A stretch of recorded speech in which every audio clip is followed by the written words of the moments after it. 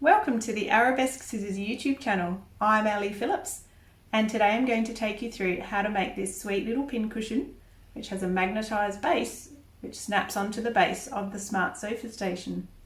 You can find the link for the pattern in the description below, and if you like sewing organisational videos, please consider liking this video and subscribing. And if you have comments for other organisational patterns you'd like me to design, leave me a comment. So grab the pieces that you'll need for your pincushion. You'll need a base cut, a fussy cut for the top, 2 cuts of SF101 and a smaller cut of SF101, and a cut of fusible fleece. You'll also need a cut for the side of the pincushion and an extra cut of interfacing. And I also have my small neodymium magnet that we're going to place in the base of the cushion.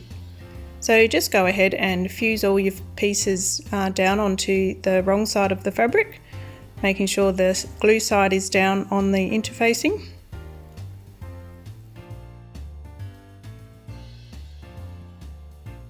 So just grab all the square pieces and set aside that smaller cut of interfacing, and then fuse the square cuts in the centre of the wrong side of the top and of the base. And then I like to add an extra layer of fleece to the wrong side of the top, but just make sure that you place that glue side down and then fuse it from the right side, otherwise your iron will stick to it. So now we're going to fuse this magnet into the base of the pincushion, but first we want to check that the polarity of the magnet is facing the correct way. So just check that that's going to work and snap together, and then keep that the correct way that you have it, and then place the fusible interfacing with the glue side down on top of the magnet, and then just carefully with your iron just work your way around, fusing that right into the centre. If it falls out, just push it back in until you've got that nice and safely secured in the centre of the base there.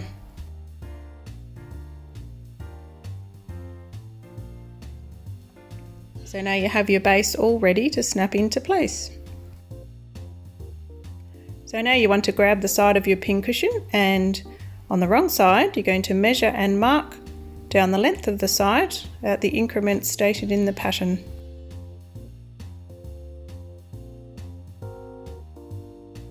And then repeat this along the length of the other side.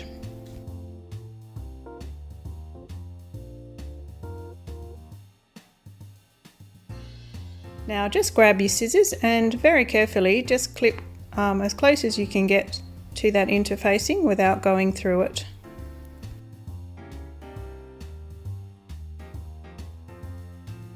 Until you've clipped at each of the marks that you've done.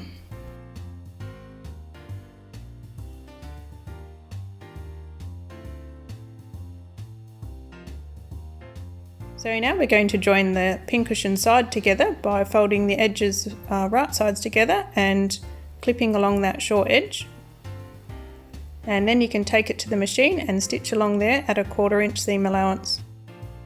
Now just give that seam a quick press open so that it sits flat. Now grab the top of your pincushion and the side of your pincushion and place them right sides together, with that seam centering along one edge of the side of the top.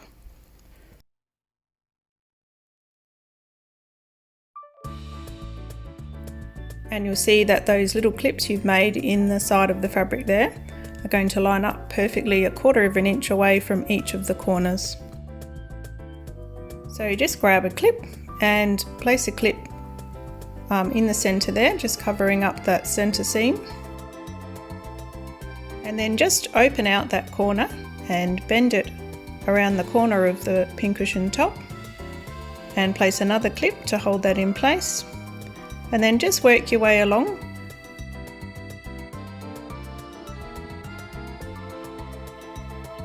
And then just make each of those clip sections open and pivot as you come to a corner.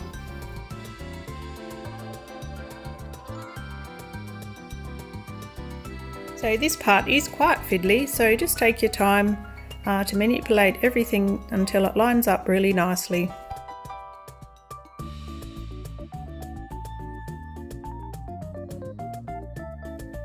So now we're ready to stitch all the way around all 4 of these sides, but we need to make sure that we're catching these little corner sections so that there aren't going to be any raw edges exposed on the corners. Now I like to start stitching here right in the center of one of the sides, and then as you come up to a corner, just remove the clip. Use your stiletto to hold everything in place, and then just carefully turn the corner.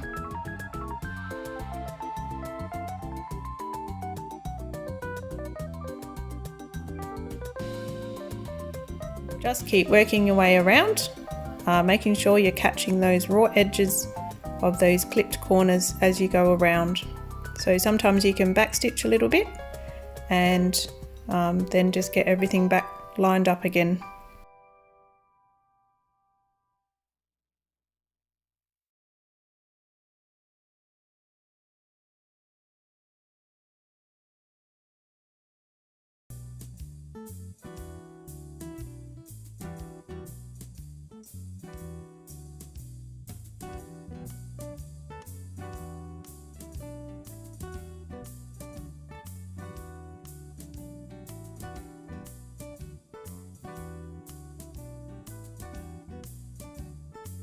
So now I'm just going to mark a small opening, which is only probably less than 2 inches wide, in the center of one of the sides, so that we can turn this through again at the end.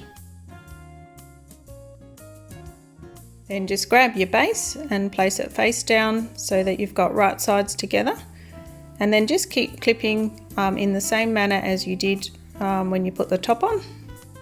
So just take this to the sewing machine now, and we're going to stitch all the way around, but we're going to leave that little opening open that we marked, and we're going to make sure we back stitch at the beginning and end of that opening, and really make sure that you're catching the corners into the stitching that you do, so that you don't have any corners poking out.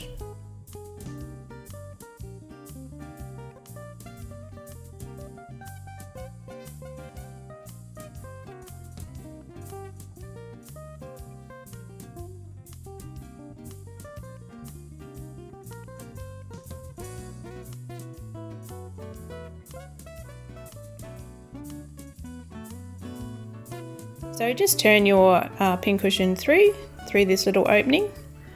Just take your time because this is quite a tight opening. So just push and pull until you get it all coming through. And when you've got it all through, just poke those corners out so that you've got nice, neat, sharp corners showing there. And then just grab your polyfill, and using small pieces at a time, just work your way in through that hole and stuff it, and stuff it, and stuff it some more. So you can actually guide where you want the stuffing to go just by poking it into places that aren't quite as full with your finger until you get a really nice even shape. And it actually needs to feel really quite full. And it's much better to overstuff than understuff. A saggy pincushion just really doesn't look very nice. So just give it a press and a pat with your hands until you're happy with how the shape is looking. So now we're ready to join up the opening that we've got left over. So I like to just play a little bit with the edges there till I've got my seams nicely lined up, and then just place a pin through both layers to hold them together, and then you can just do some nice mattress stitch along the edge of the opening there. So now I've got that opening nicely sewn up, I'm just going to give the pincushion a final press, which helps really get that nice cube shape happening there. And so just work your way around each of the sides, being careful not to burn yourself.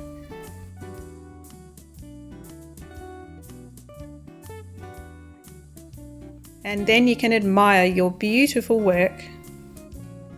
So now we have completed a sofa station with a beautiful pincushion and needle minder that you can interchange, and I really hope that you enjoy using this.